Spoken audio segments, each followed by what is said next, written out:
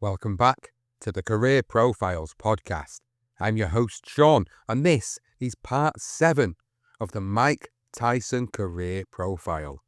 If you've been following the series on Mike Tyson on the Career Profiles podcast, you'll have been listening to all his early beginnings, all of his rise to fame, his rise to fortune, his rise to the top of the heavyweight division, and then ultimately where things start to go wrong for him. As we get into part 7, we come off the back of him losing that moment in time which will be etched in boxing history. The James Buster Douglas fight. In part 6, we ended it where he just lost to Buster Douglas after having such a phenomenal run. And now we're at a point where things do start to change in Mike Tyson's life and his career. Now, before I get into this episode, I just want to say thank you for those that have been supporting the Mike Tyson Career Profiles episodes. Thank you so much to Jimmy P. Bacon, who's been commenting on Spotify for every episode. Thank you to those on Patreon that have been supporting and getting early access to these episodes. I appreciate your support and I appreciate all the comments.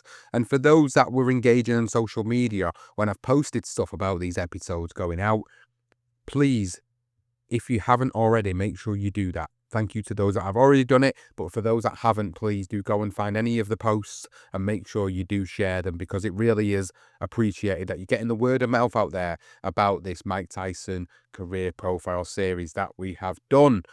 So, at the top of the show, I talked about where we were in the story. Mike Tyson has just lost his undisputed crown against James Buster Douglas. And the whole boxing world, well, it was in turmoil. The day after the fight, every major newspaper looked at the idea that James Buster Douglas wouldn't be recognised as the new champion.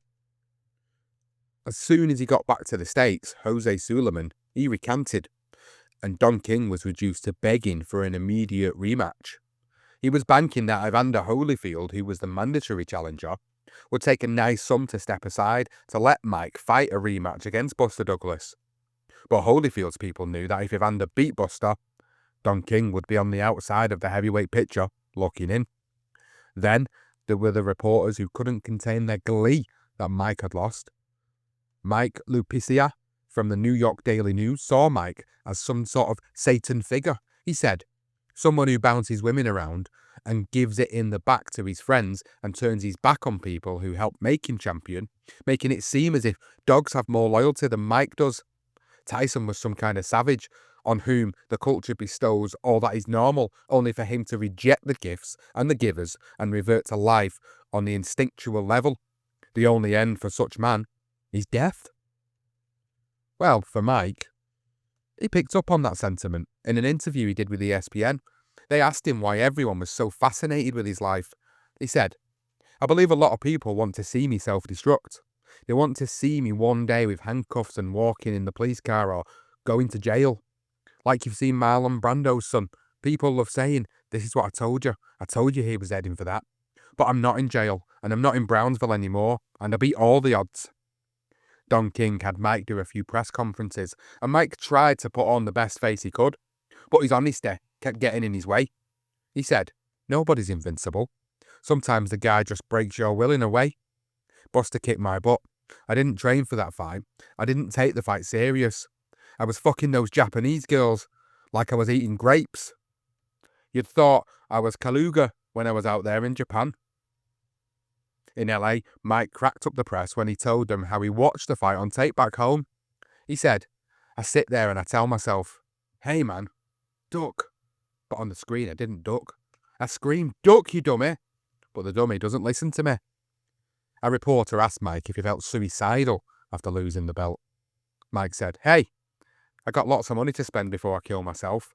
You have to deal with things like this every day. Did I cry? I wish I could cry. The last time I cried was when I got my divorce. That's when you cry. Actually, can I tell you something? It was a relief, is what it was. It was a relief of a lot of pressure. That divorce really messed Mike up.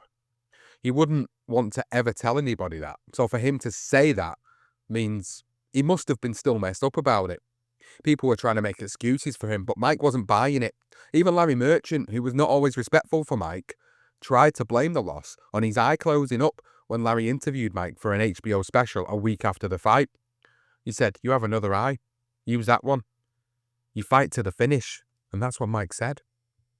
When Mike got back from LA, he went straight to his refuge in Catskill, except now half the world was going up there looking to interview him. You'd see reporters from Brazil, England, Scandinavia, Japan, hanging out in Catskill and Albany, going to the places Mike likes, like September's. They'd also ring Camille's door, and she'd fight with him. "You don't come here anymore. You leave him alone. He's just a little baby," she yelled. "You should feel ashamed of yourself." Buster Douglas won the fight, but no one was paying any attention to him. People were looking for Mike. They even made a dance video of Mike's knockout and him fumbling for his mouthpiece. It was ironic. Mike subconsciously wanted to lose to get out of the pressure cooker, but not even that worked. In the midst of all the confusion, Mike's sister also passed away. She was the only person who wasn't afraid to put him in deep check. She was always Mike's protector, even right until she died. She was pretty obese, and her husband told Mike that she had been doing cocaine the night before. Mike really hoped that she wasn't doing it because she was depressed about him. Mike had a long phone conversation with her the night before she died. "Go talk to your father," she said, "and please get your eye checked out." She was always close to Jimmy, the biological father of Mike Tyson. She wanted Mike to start having a relationship with his father.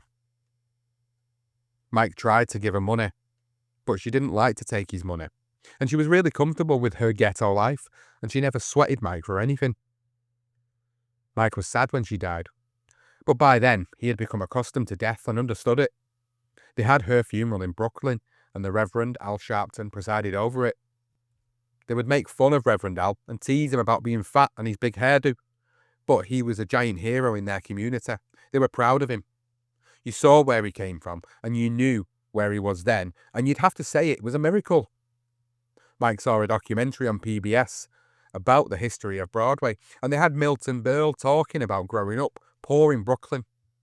He said that having a humble, shitty-paying job wasn't failing. Going back to Williamsburg and Brownsville, that was failing, and that cut Mike right to his soul. Mike had to go visit his friends in Brownsville after he lost the title. He didn't really want to go back with his tail between his legs, but his friends were wonderful. It was all love. He hung out a lot with his friend Jackie Rowe. She and him used to hustle together when he was a kid. Mike and his friends would rob a place and then go to Jackie's house to split the money up. Jackie was a big, brash, in-your-face person, kind of like his sister. In fact, after Niecy died, she began to call himself his new sister. Mike said, "Despite thinking that the gods wanted me to get my belt back, I was sad and embarrassed and doubting myself after my loss." And Jackie was always upbeat. "Are you crazy, motherfucker?" she'd yell at me. "Do you know who you are? It was one fight, Mike. You lost. Big deal. Let's move on. You're the best." "Do you think so?" Mike would say. "Yeah, I know so. You just didn't follow protocol. You just didn't do what you were supposed to do." "Yeah, you're right," said Mike. Mike would visit Jackie and park outside her apartment, which was in one of the city housing projects, and he just chilled at her house, and Jackie would go out and get his favourite food. Mike would hang out of her window calling to girls, and he'd look up and do a double take. "That can't be Mike Tyson. Is that Mike Tyson? Mike! Mike!" When the word got out, so many people rushed out that they had to put up police tape around his Ferrari and cordon off the whole block. Sometimes Jackie took him up to Harlem, and people would go crazy. "You're still the greatest, champ," they'd yell out. "You can do it again."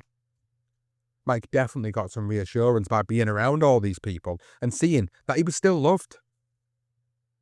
Don King had signed Mike to make his comeback in Vegas on June 16, 1990, fighting Henry Tillman. Mike had started training in New York before they went out to Vegas. Mike's case was winding down, and he went to court and then went to train. Emil Griffith, the former world champion, was working with some fighters at the gym Mike was training at. One day, he said something that just rocked Mike to his bones and made him finally forget about his loss to Douglas. Mike was talking to Griffith about that Douglas fight. He said, "Yeah, I really didn't do that well." Emil replied, "I know the great Mike Tyson is not going to let something like this discourage him." Those few words, well, it completely changed Mike's opinion of himself and his comeback. Just hearing those words made Mike forget about the loss and think he was champion again. Once he said that, Mike was back. Now they had two new additions to Team Tyson. Don King had hired Richard Giacchetti as the new head trainer, and Mike had his first child with the woman Natalie Faze, a son that he named Diamato. In mid-April, they relocated to Vegas to train. Mike jumped into it like a maniac, up at 4 a.m. to run, working out at the gym, sparring in the afternoon and riding a bike for 2 hours at the Las Vegas Athletic Club. George Foreman was fighting on Mike's undercard, and he had an interesting thing to say about losing the title. He said, "You are ashamed to see everybody, especially the skycaps at the airport. You don't want to see the taxi drivers because everybody's going to say something in your mind. And you have to build yourself up. So you start spending billions of dollars on cars, suits, anything you can do to make yourself look like you're best in the world. Mike Tyson will never sleep again until he gets a chance to fight for the title again and win it. He'll never sleep again until he redeems himself. I hate to see a young man go through that, but that is the way it is." Mike didn't necessarily agree with George then. Mike was such a megalomaniac that he knew that it was a foregone conclusion that he would win the belt back. Mike just knew that he had to train. The night of the Tillman fight, Mike was primed. Mike fighting the guy who beat him in the amateurs, it was a great comeback story for him. The guy goes down and Mike gets revamped. Even though he was an Olympic gold medalist and had a respectable 20-4 record, the odds were 1-2 for a first round knockdown. Mike obliged the odds makers. At the very beginning of the fight, Mike took a heavy right from Tillman, and it didn't even faze him. Mike slowed him up with a huge right to the body, and then finally caught Tillman with an overhead right to the temple with 24 seconds left in the round. Tillman was out on his back. Mike really didn't want to hurt Tillman. He wanted to get the fight over really quick. At the post-fight press conference, Don King was being Don King. He is back. He is mighty Mike Tyson. Mike yanked his arm and told him to shut up. "You know you are back," Don said to him. Mike talked a little bit about the fight and gave Henry some props, but he wanted to talk about his baby boy. "He's so gorgeous," he said. "He's 6 weeks old and 12 pounds. He can already sit up. I'll live for my son." A few months after the fight, Mike's case finally came to a conclusion. Mike was convicted of battery and, to assess damages, her attorneys made them file a statement of Mike's assets. Don's attorney filed it, and they found out that Don still owed Mike $2 million from the Tokyo fight. According to what was filed, Mike had assets of $2.3 million in cash, the Jersey house that was worth $6.2 million, his Ohio house, and about $1.5 million in cars and jewelry. Mike's assets totaled around $15 million. But with all his purses, Mike should have had a lot more. Mike didn't know if they were cooking the books for the trial, or if he was getting ripped off. Either way, the damages the jury awarded to that woman were a bit short of the $1 million they were asking for. They actually give her $100. When Mike heard that verdict, he stood up in court, pulled a $100 bill out of his pocket, licked it, and pasted it to his forehead. I guess he didn't want to take the cash. Mike's next comeback fight was supposed to have taken place in Atlantic City on September the 22nd. Mike was going to fight Alex Stewart. Stewart was a former Jamaican Olympian who started his career with 24 straight knockouts. His only loss was an 8-round TKO by Evander Holyfield, a fight that he was dominating until he got cut and Holyfield went to work on that cut. During camp, Mike got a cut over his eye and he needed 48 stitches to close it, so the fight was postponed until December the 8th. Meanwhile, HBO was pressing to re-sign Mike. Seth Abraham thought he had reached a deal with Don for a 10-fight extension for $85 million, but then Don King backed out of it. He claimed that the reason he backed out was because he didn't want Larry Merchant doing Mike's fights because Merchant would always talk shit about him. After the Stewart fight, Don used the excuse to move to Showtime. Mike thought that the Showtime deal was better, but later he would learn that it was not better for him, but it was better for Don. While Mike waited to fight Stewart, Buster Douglas defended his title against Evander Holyfield. Mike knew Holyfield would win. Douglas went way overweight, and Holyfield was the better fighter. Douglas just quit. He got hit a little and laid down. He was a sucker for his $17 million. He didn't go into the fight with any dignity or pride to defend his belt. He made his payday, but he lost his honour. And you can't win honour, you can only lose it. The next night after his win, Holyfield announced that he would defend his title against George Foreman. That pissed Mike off. Everybody wanted to put Mike down, overshadow him, but they couldn't. Mike was still the biggest star in boxing, bigger than any of them, even without a belt. Alex Stewart and Mike Tyson finally squared off on December the 8th in Atlantic City. HBO was so intent on re-signing Mike that they even hired Spike Lee to do the pre-fight introduction film segment just to placate him. Mike decided to talk some shit on film with Spike and make people mad. "Everything is totally against us," he said. "Don and I are two black guys from the ghetto, and we hustle, and they don't like what we're saying. We're not like prejudiced anti-white, we are just pro-black." Mike didn't take that shit seriously, he was just having fun and messing around. "They're always changing the rules when black folks come into success. Black success is unacceptable."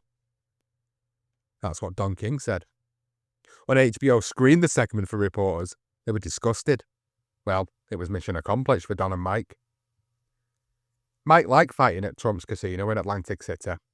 This was his third fight there and his third first-round knockout. Mike hit Stewart 4 seconds into the fight with his right hand, and he went down. Then Mike stalked him around the ring and floored him again with a right. Mike was pretty wild, and at one point, he even missed and fell to the canvas. But Mike finally cornered him and knocked him down with a left with 33 seconds left in the round. The 3 knockdown rule was in effect, so they stopped the fight. When they finished examining Stewart, Mike went to him and hugged him. "Don't be discouraged," he said. "You're a good fighter. Remember, I got beat by a bum." The new sensation in the heavyweight ranks was a Canadian boxer named Desiree Washington. He had fought Michael Dokes in April of 1990, and the tapes of that knockout were circulating throughout the boxing world. Mike finally saw the tape when Alex Wallou of ABC Sports showed him a copy. Dokes was ahead during the fight, and then boom, Ruddock hit him with one punch and knocked him cold. It was a very frightening, gut-wrenching, breathtaking knockout. "What do you think?" Alex asked Mike. Since Mike was a palooka in the art of manipulation, he laid back and stayed cool. "What about it?" he said. "I'm not Michael Dokes. He's going to be a quick knockout. He's nothing."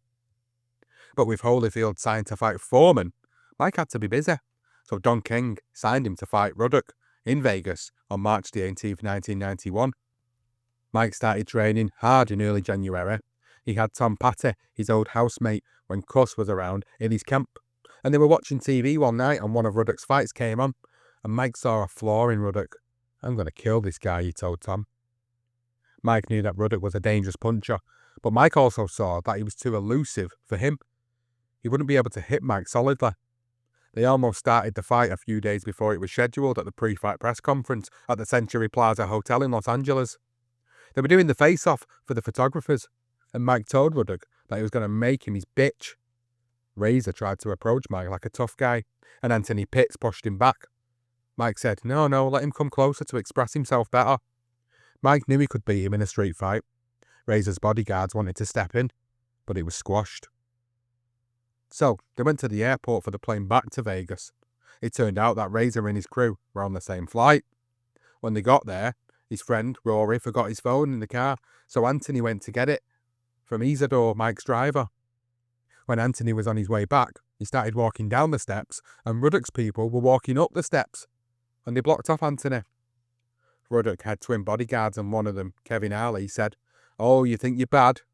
He showed Anthony his walkie-talkie. "You see what these are for?" So he stepped up on Anthony, and Anthony popped him, but Isidore saw there was a fracas, and he ran up the stairs and grabbed Anthony. "Isidore, why are you grabbing me?" Anthony said. "Grab one of these motherfuckers." By then, airport security had broken up the fight. When Anthony returned to the waiting area, he told Mike what had gone down. When they got on the plane, Mike saw that they were supposed to be sitting behind him, so Mike moved his guys to the back of the plane. The whole flight, Mike was flinging grapes at Ruddock. Just to be safe, they called ahead and had their whole crew, the training camp, the sparring partners, everyone meet them at the airport in case something went down. But nothing happened. When they got to the Mirage, the night of the fight, they had them in facing dressing rooms, and Kevin Harley started talking trash to Anthony. "Yo man, Let me tell you something. This is what Anthony said. I don't smoke, but I will smoke your whole fucking family. You, your brother, your mother. I'll kill you all, motherfuckers. I don't give a fuck. John Horn heard Anthony hollering and he pulled him aside. Yo, man, you don't go inside the ring tonight, John said. You stay outside the ring, because if Mike wins this fight, I know these motherfuckers are going to start something, so you be aware. It was a chilly night in Vegas. They were fighting outdoors in front of a huge crowd of 16,000 people. Mike wore a green and white striped sweatsuit and a ski cap to the ring. He was the first boxer to wear urban clothes into the ring. Ruddock looked nervous and was hyperventilating. He was in with the big boys now. Mike knew Ruddock was going to come right at him, but Ruddock was so nervous. A few seconds into the fight, Mike rocked Ruddock with a right hand, and Ruddock came back with some hard punches, but Mike was just too elusive for him. In the second, Ruddock went down from a left, but it was a glancing blow. It looked like his leg had got tangled up with Mike, but Mike's vicious body attack had slowed Ruddock to a standstill. Ruddock couldn't hit Mike with hard punches, and by the third round, Ruddock was pretty much holding on for dear life. Mike managed to get a vicious left hook counterpunch with 10 seconds to go in the round, and Ruddock went down. Mike was winning every round. In the sixth, Ruddock suddenly seemed to wake up, and he hit Mike with a flurry of hard punches. Mike shook his head at Ruddock, and Ruddock hit Mike with a right to the jaw, and Mike just tapped his jaw and dared Ruddock to throw again. Mike, taking those punches with impunity, must have demoralised Ruddock, because Mike came out in the seventh and stunned Ruddock with a left hook to the jaw. 4 more punches and Ruddock was stumbling back into the ropes. But Richard Steele jumped in and stopped the fight without Ruddock even going down. Mike thought the stoppage was premature, although 1 more punch and Ruddock probably would have been down. Before Mike knew it, he was in the middle of a riot. Murad Mohammed, Razor's manager, got Mike's trainer Richie on the floor and kicked him in the head. Jay Bright pulled Mike over to a corner and they watched the rumble. By then, Anthony Pitts had come into the ring and he saw Kevin Ali charging across the ring, and Anthony cracked him with a right. Then Razor's brother Delroy tried to hit Anthony, but Anthony grabbed him and was about to throw him over the ropes out of the ring, but then security grabbed his arm. So Delroy was up in the air, pushed up against the rope, and he had his arm hanging down trying to catch himself. While this was happening, Mike's friend, Greg, snatched Kevin Ali's Rolex and then went into his pocket. It was a crazy scene.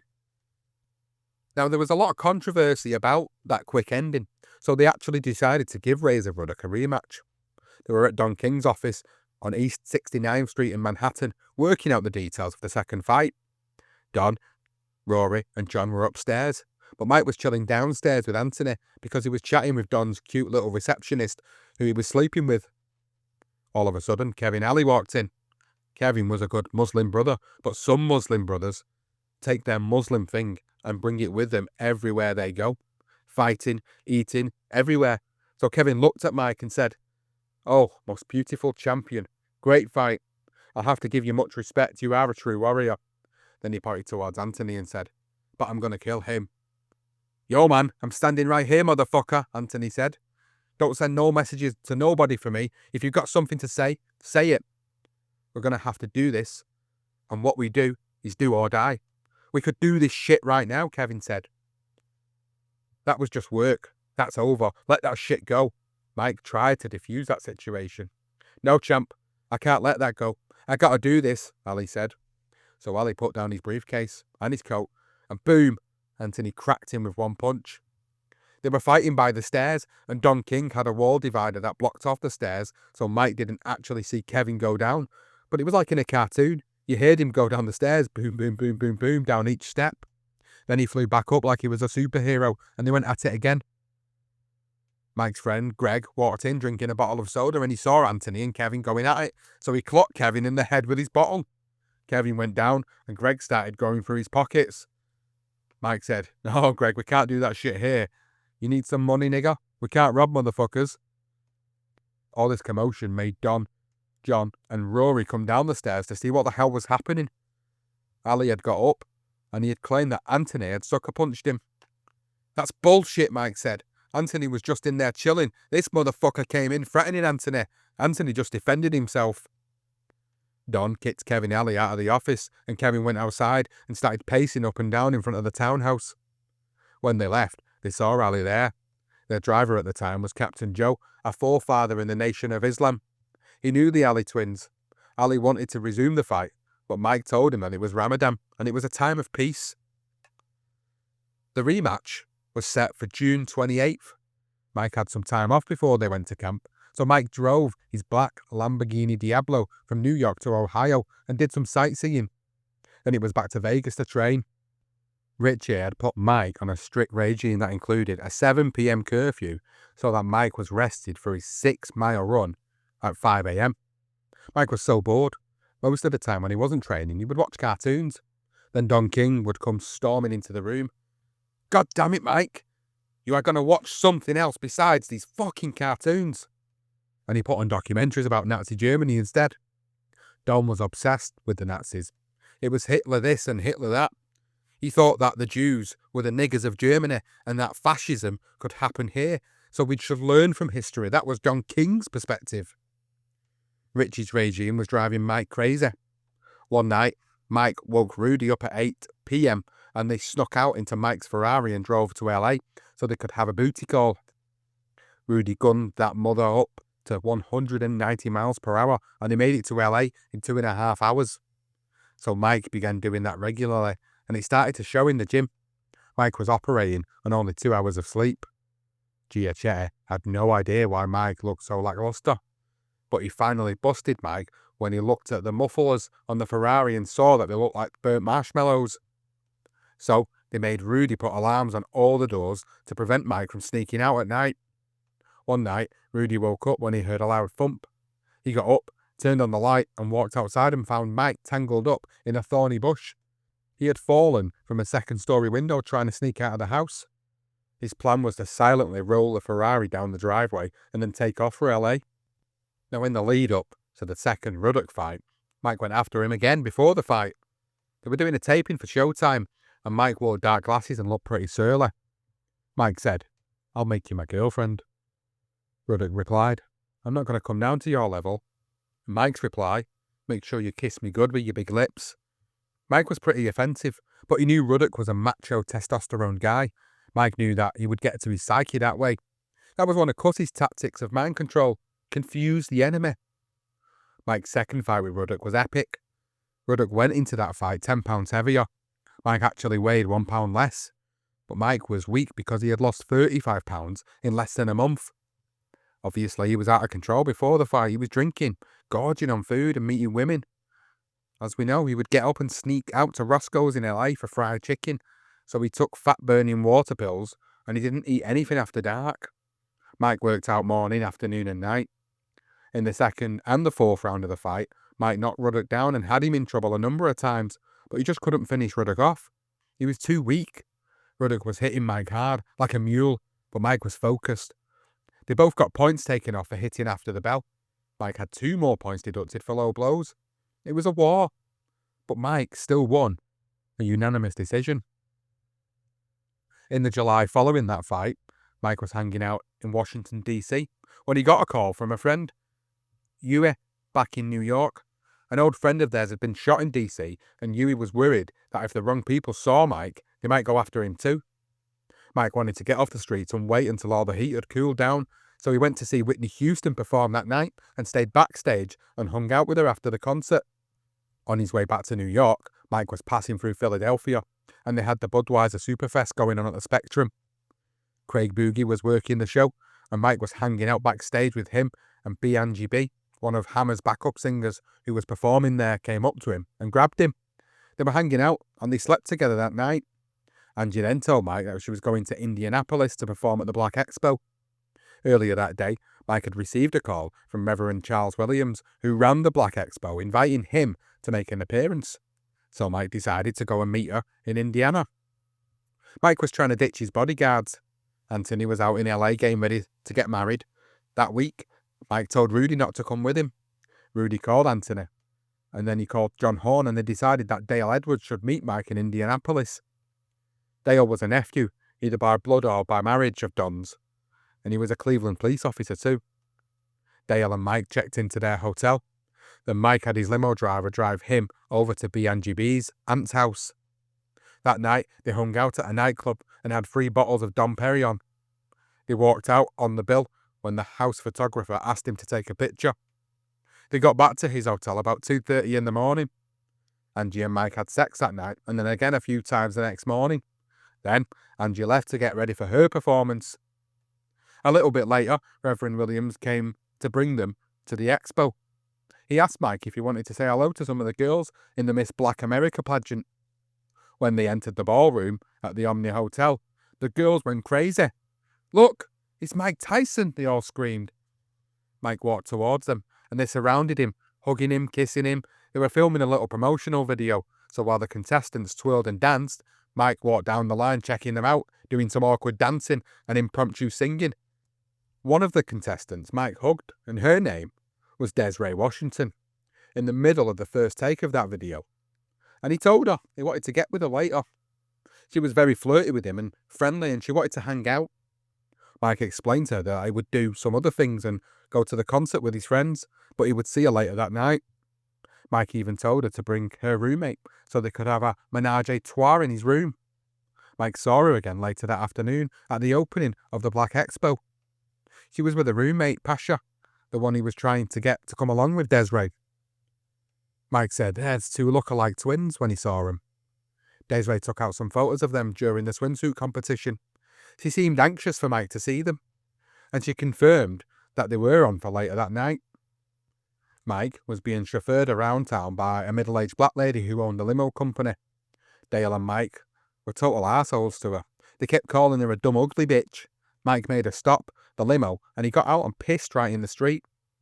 He was just basically being an arrogant dick.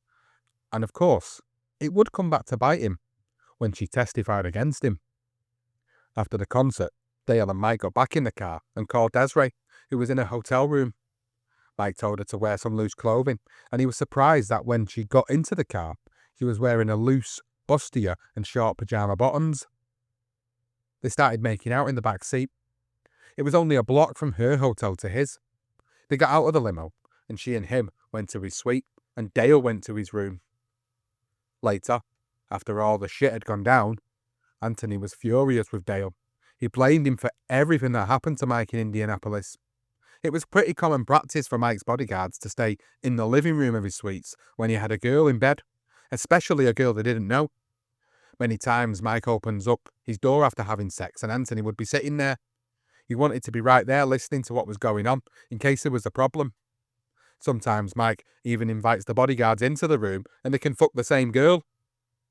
Desiree came into Mike's room and they went straight to his bedroom. She was sitting in somewhat of a Buddha position and they talked a little bit. She seemed to know all about his pigeon hobby. She talked a little bit about Rhode Island. They even discussed seeing each other again when he was back east. About a week later, Mike was in the car with his friend Huey, who was driving. He got a call and his face dropped. "Fuck, Mike. Our summer is fucked up. Someone said you raped her," Huey said with disgust, and he threw his phone down. "What?" said Mike. He was thinking to himself that maybe he had disrespected one of his street girlfriends and that they were playing him. "Where did this happen?" Mike asked. "Indiana." The next day he was on the front cover of every newspaper. Now all these non-talented comedians were doing Mike Tyson the rapist jokes. When Mike saw Don King, he was worried. He said, "Now you need my help.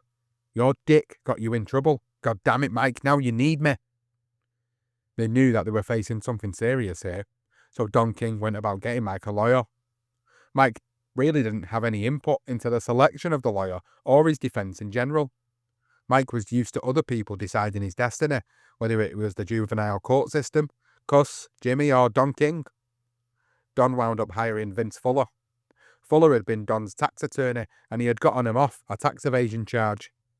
Fuller also represented John Hinckley and used the insanity plea to get him an acquittal after he tried to assassinate President Reagan. Mike doesn't know why Don picked Fuller. All Mike knows is that Fuller made over $1 million to defend him. Mike didn't get along with Fuller from the get-go. Don King told Fuller that Mike was an ignorant person. Fuller was a really waspy, arrogant guy, not Mike's type at all. Anybody could see that Fuller was a cold fish.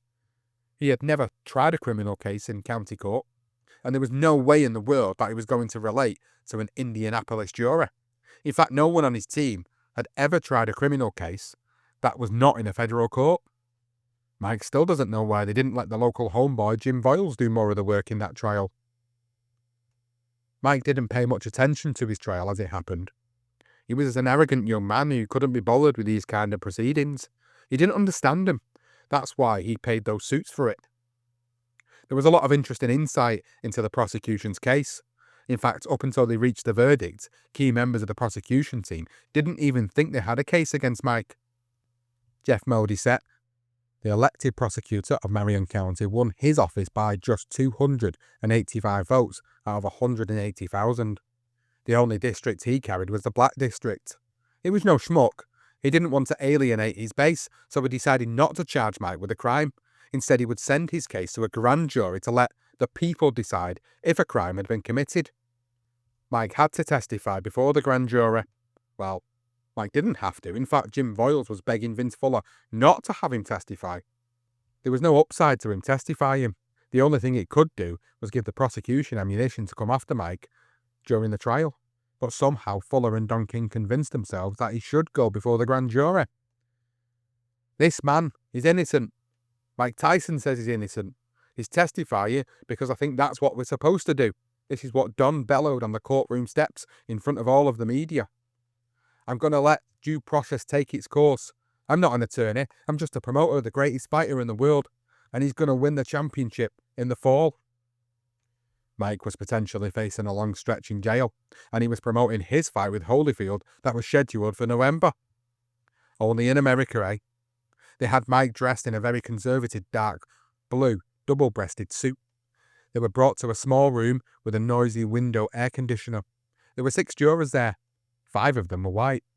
They asked Mike questions, and he answered very softly, and the court reporter made over 100 errors in the transcription. At one point, they asked Mike if Dale Edwards had been in the parlour of his suite. Dale said he was. Dale had testified he was. That's where he was supposed to be. Mike couldn't know for sure because the bedroom door was closed. To indict Mike, they needed 5 out of 6 votes. They took a recess at one point, and Mike had been eyeing this large candy bowl that was in the middle of the table that the jurors had been eating from. "Could I have a piece of candy?" said Mike. "Sure," they said. And the only one black juror handed him the candy. Now it was September the 9th and the grand jury began its deliberations. The vote was 5-1 to indict Mike for rape. Mike was indicted on 1 count of rape, 2 counts of criminal deviant conduct, using his fingers and tongue, and 1 count of confinement. Mike faced up to 60 years in jail. His trial was scheduled to start on January the 9th, 1992. They held a press conference after the jury came back with their vote. Don rattled on about the famous celebrities who had gotten into trouble previously, people like Elvis and James Dean, Marilyn Monroe and Judy Garland. Then Mike gave his statement. "I know what happened. I know I'm innocent. I didn't hurt anyone. I didn't do anything. I love women. I mean, my mother's a woman. I respect them as well." From September 91 till the start of the trial, Mike ate a lot. He was nervous. He was training to fight Holyfield, but his heart wasn't into fighting. A few weeks into training, Mike tore his cartilage in his ribs. The doctors recommended that Mike postpone the fight. He actually could have fought, but Mike was happy to postpone it. He had too much on his mind. While Mike was stressing and eating, the prosecution assembled their team. Modisette's gamble failed. The grand jury didn't make Mike's case go away. So he did the next best thing. He hired an independent Republican special prosecutor to try Mike's case. Greg Garrison was a former deputy prosecutor who had been making money recently by prosecuting drug dealers on RICO charges and getting a cut of everything that was confiscated from the dealers. Modisette only paid Garrison 20 grand to take on the case. But this wasn't about money. He was doing it for the glory and to get his name out in front of the world. Garrison started investigating the case. The first place he looked was at Desiree's panties. He was concerned about the lack of any physical injury to Desiree, so he went to the grand jury room and examined the clothing she wore that night. He wrote, "It seemed like a risque costume when you just looked at it lying on the table." And he also said she wore a bustier, and that would have stopped traffic on the right woman. But as for her panties, he didn't think they were consistent with the image of a young gold digger heading out to get into the pants and pocketbook of the former heavyweight champion of the world. He lined up the bloodstains on the panties and then concluded that Desiree had jerked her panties on after they had sex and blotted them with bleeding from injuries rather than from a period. And then it all fit in his mind. She was telling the truth. And Mike had raped her. The smoking gun was her panties. He was convinced that Desiree wouldn't have had 2 small abrasions in her vagina if they had consensual sex and she was lubricated. Of course, this issue came up during the trial. Mike's man Voiles wanted to address the issue of his size and get a doctor to testify that it could have caused her vaginal abrasions, but Fuller was squeamish about any of the sexual aspects of the case. Garrison still had no idea about Mike's motivation to rape somebody. He said, "I admitted I had no idea why Tyson would have chosen to rape Desiree when he could have had any one of a score of women." Then Garrison and his assistant, Barbara Trathan, took a little road trip. In November, they went to Rhode Island to meet with Desiree and her family. They were struck by how polite and gentle her family was. Garrison and his deputy started questioning Desiree about the fact that she had gone to the bathroom in Mike's room and taken off her panty shield instead of just leaving. Desiree told him Mike had suddenly turned mean and lustful and she was freaked out, so she went to the bathroom. When Garrison asked Desiree why she had gone to the bathroom, she answered, "It was the first thing I could have think of doing after he turned mean." Garrison flew to DC and met with the US attorney to get dirt on Fuller. The Fed told Garrison that everyone in Washington legal circles was baffled as to why Fuller had accepted the case. It didn't fit his blue blood firm's profile. They just don't do street crimes, never, not even in the DC area. While he was in DC, Garrison stopped at the BET studios to talk with Charlie Neal, who was the announcer for the Miss Black America pageant. Charlie told Garrison that he saw no change at all in Desiree after the alleged rape. Plus, Mike could pick every woman there. Why did he need to rape one? But Mike was most upset when he read that his old friend, Jose Torres, had met with Garrison. He went into his usual bullshit that boxing is lying for a living and that the best boxers were the best liars. And he told Garrison that no other boxer lied like Mike did. Then Torres repeated his stories about him and women and sex, and that Torres had put this into his book. Torres told Garrison that Mike had bragged to him about hitting Robin so hard that she hit every fucking wall in the room. According to him, Mike said it was the greatest punch he had ever thrown. Torres had explained to Garrison that he was on the outs with Mike, so Garrison should have taken most of this with a grain of salt. The worst betrayal was when Garrison asked Torres if Mike was capable of rape. "Oh yes, absolutely," Torres said, and then he went into his Freud and stuff about how Mike couldn't control his libido because his will was too strong. "He takes what he wants, he always has," Torres said. Mike couldn't believe what he was reading. What a disgrace of a human being. Garrison finished his interview by asking Torres what he could expect if Mike took the witness stand. Torres said, "He'll try to outthink you and give the jurors what they want. Remember, boxers are liars, and Tyson's the best." Before the trial started, Desiree went to Indianapolis for her deposition. Fuller decided not to do it, so he had his co-counsel Kathleen Beggs do it. Garrison was shocked at Beggs' strategy. She told Desiree a new arsehole. Beggs was a customary arrogant, unkind and mean-spirited, according to Garrison. Instead of being sweet and finessing out some information that Mike's defense could use, she reduced Desiree to tears. Mike's trial began on January the 27th, 1992. His judge was a lady named Patricia Gifford. She had overseen the grand jury. She was a former deputy prosecutor in that county's office who had specialised in rape cases. She helped initiate the Rape Shield legislation that shielded rape victims from any evidence of their sexual history being introduced. Later, this would play a big role in Mike's case. She was a card-carrying Republican who could trace her ancestry back so far she was a member of the Daughters of the American Revolution. Her father was an army colonel, just Mike's kind of girl, and in Indiana, the prosecutors got to pick the judge, so naturally they chose Judge Gifford. Fuller's whole defence of Mike was that Desiree should have known what she was getting into because he was a boorish, vulgar, unredeemable sexual animal. That was Mike's lawyer's characterisation of him. Even Garrison couldn't believe Fuller's strategy. He knew that by painting Mike as a sex machine, it would raise his reputation and alienating him from the jury. Mike would be so insensitive and crude that no right-minded person could have any sympathy for him. What's worse, Garrison called Fuller's defence strategy racist. The defence robbed Tyson of his individuality and turned him into a cardboard figure from a racist X-rated cartoon, Garrison wrote in his book. Mike didn't help his case himself. When Mike was called to testify, he was so arrogant and was a hostile witness for his own case. It complicated matters that there had been a fire in the place where the jurors were staying, and one of the black jurors told the judge that he was too badly shaken to continue. Now, there were only 2 black people left on the jury. They put a lot of witnesses who contradicted Desiree's image. One of the beauty show contestants testified that Washington told her that she wanted money, wanted to be like Robin Givens. She also said Desiree used foul language and made sexual innuendos. According to her, Mike said, "Do you want to come to my room? I know I'm not going to get nothing, but I'll ask anyway." Well, that sounded a bit more like Mike. And another girl testified that when she saw Mike, she said to Desiree, "Here comes your husband. He doesn't speak very well." Mike doesn't have to speak. He'll make the money and I'll do the talking, Desiree said. Accordingly, both girls said they saw no change in Desiree after the alleged rape. Another girl said Desiree and Mike were cuddling like a couple at the pageant. Still, another girl said Desiree gave me a look that could kill when Mike patted another girl's behind.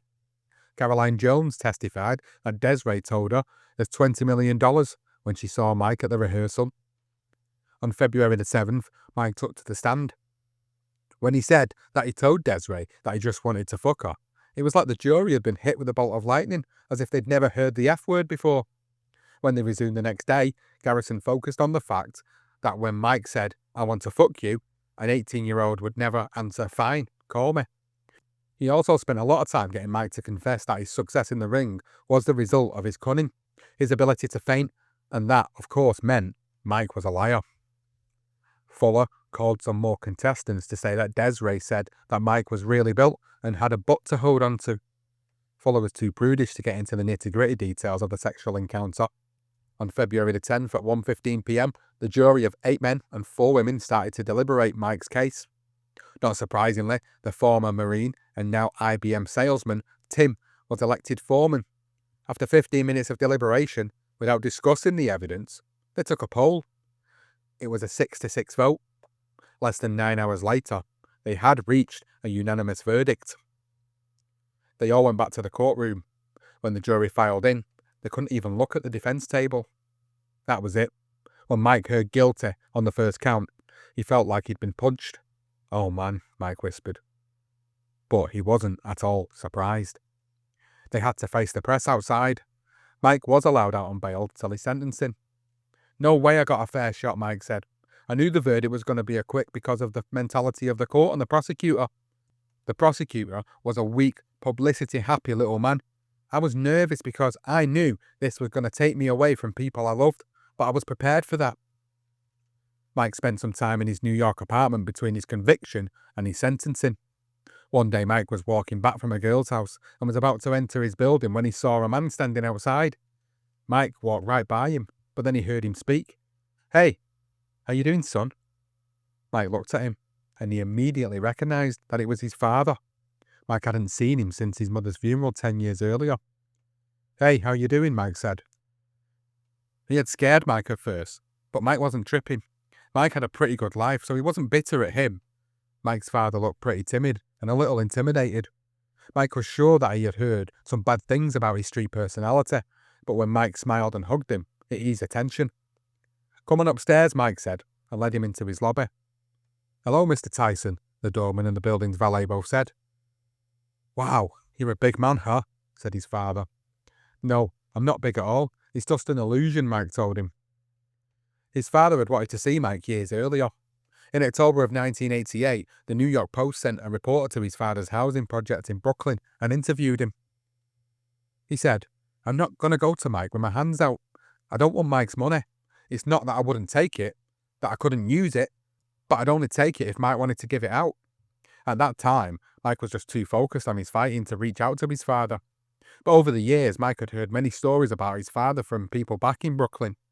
He was a real shrewd street guy, a hustler, gambler, and a pimp. Mike's father was one of those Jesus freaks who would kill you for Jesus. He was from Charlotte, North Carolina, right smack in that Bible Belt. When he was younger, he sang in a gospel group. He always stayed with Jesus his whole life. But he was doing the dirt too. He was the real deal. He'd dress very well and get control over all the women in his church when they came to him for advice. When Mike was growing up in Brooklyn, women would stop him on the street and tell him, "Your father and his brother were pimps and we work for them." Mike's father had a reputation as the baddest hustler and pimp in Brooklyn. Mike was nowhere as tough as his father. Mike always wanted to imagine he was as tough as his father was, but Mike just wasn't that guy. Mike had heard that his father had to leave North Carolina after getting into some dispute with a white guy.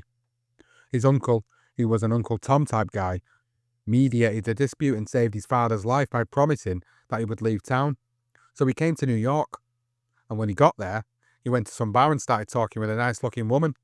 Then this guy with a nice big hat came in, one of those cool black guys, and smacked his father's hat off the bar stool and started talking to the girl. "This motherfucker is a country-ass nigger," the guy told the girl. "Don't waste your time with him." Mike's father got on a bus, went all the way back to Charlotte, got his rifle, came back to New York, found the guy, and shot him.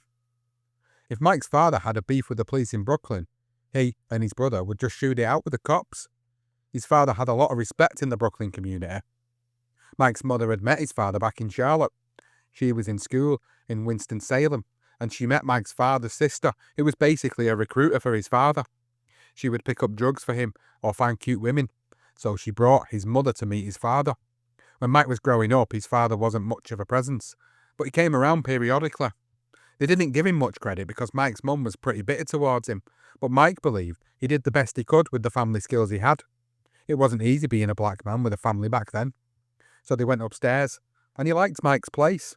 They ordered some food and they just started talking. He seemed surprised that Mike had reacted so positively to him. Mike could see that he could use some money, so he gave him some. Mike really wanted to know more about him, so he invited him to come out to his Ohio house. Mike offered to buy him a car and drive out there, and then he suggested to him to get a Mercedes-Benz. "Oh God, no son, please don't," he protested. "The only thing I can do is drive a Cadillac. I don't know how to drive a Mercedes." He really had that pimp preacher mentality about Cadillacs.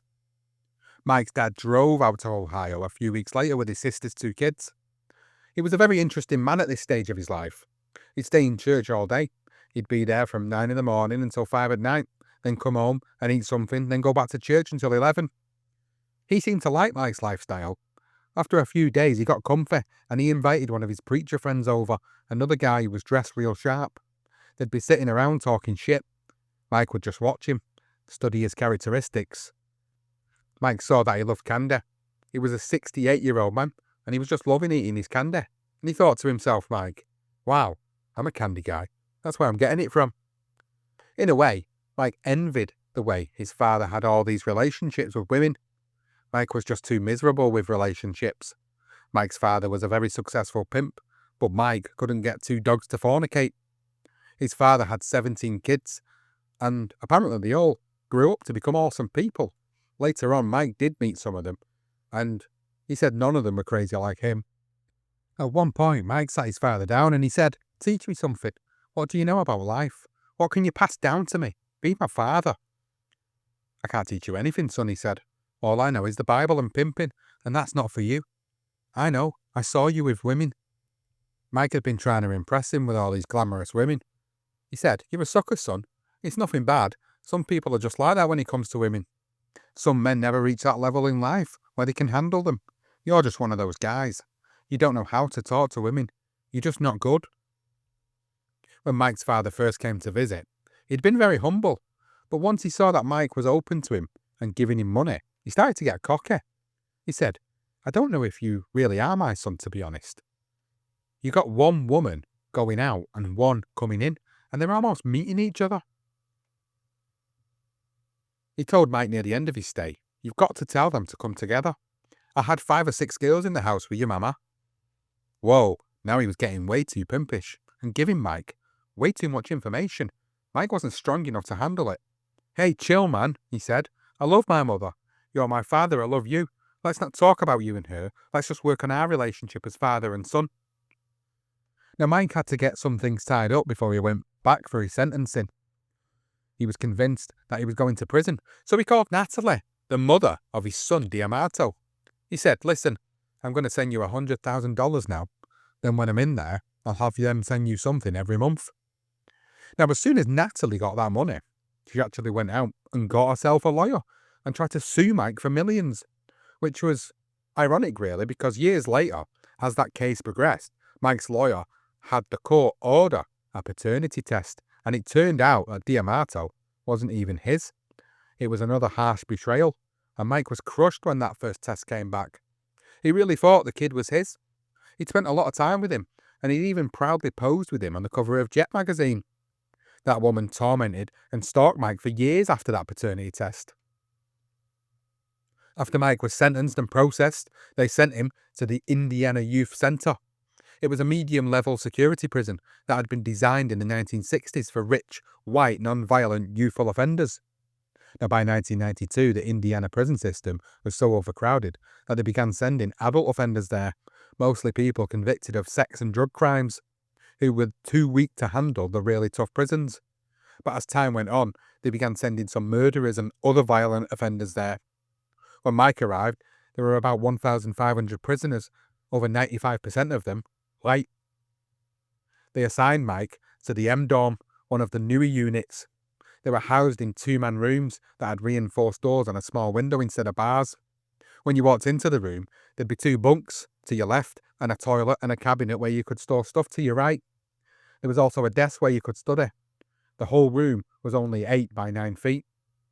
Now, at the time, Mike didn't realise that being in jail was a blessing in disguise. If he had stayed out, God knows what would have happened to him. Being locked up was the first time in his life that he could actually catch his breath and be still. But he didn't want it to sound like he instantly gained enlightenment or that he was going to be singing Kumbaya all day. Mike, of course, was angry as fuck when he first got put in.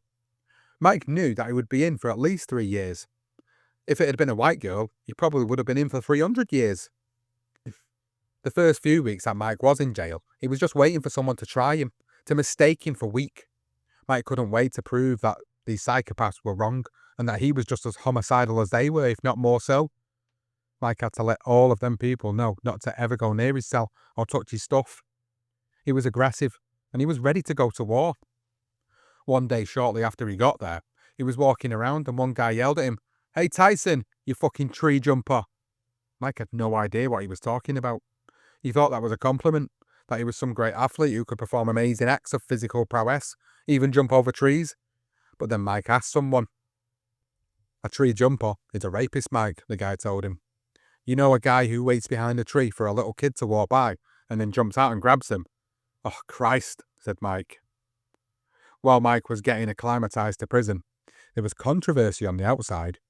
Most opinion polls found that a large number of people were questioning his verdict, even ones that polled mostly women.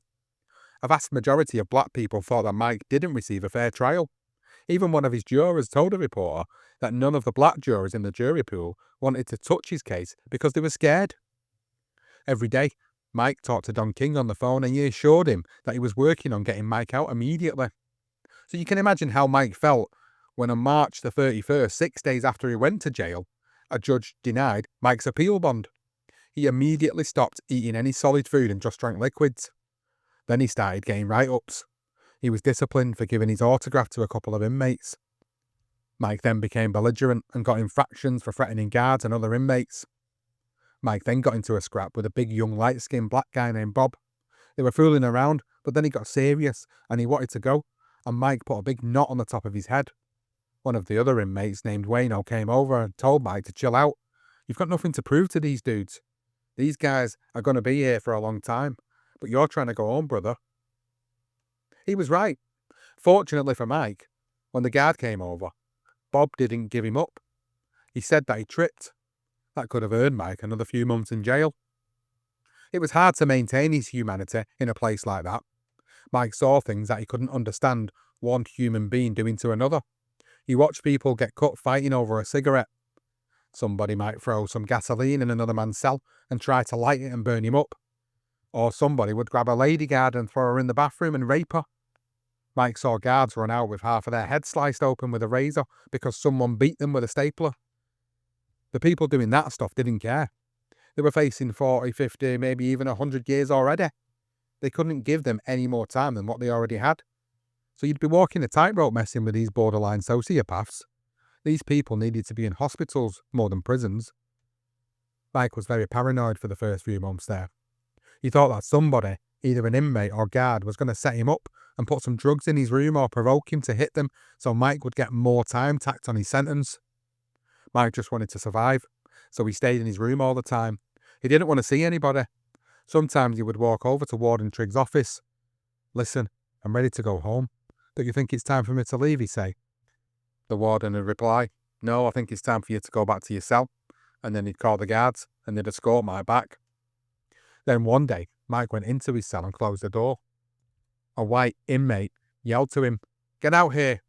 I did your time 10 times already. You've got to get in shape and get right. You're going to fight again. You only got wino time." One time, Mike got into a shouting match with a white racist guard, and all the other inmates started jumping in to try and get involved. The Aryan supremacists from another quad came rushing over because they thought one of their boys was involved. So the guard called out a whole goon squad, and there was total chaos. People were yelling, "Fuck 'em up, Mike. Kill that fucking pig." It was a real riot. They had to lock the dorm down, and they shipped Mike down to the hole. The hole was a trip. They threw Mike in a 6-foot by 9-foot room with just a mattress on the floor and a toilet. During the day, they would remove the mattress and make him sleep on the concrete floor because they didn't want him to be comfortable. Of course, it was pretty inhumane to be in a room 23 hours a day with the light always on you, but you had to get used to it. You had to become his own best company, and in a weird way, he got his freedom in that hole. Nobody was controlling his every move like they did in the general population. The hole was the worst situation you could be in, and it actually became Mike's element.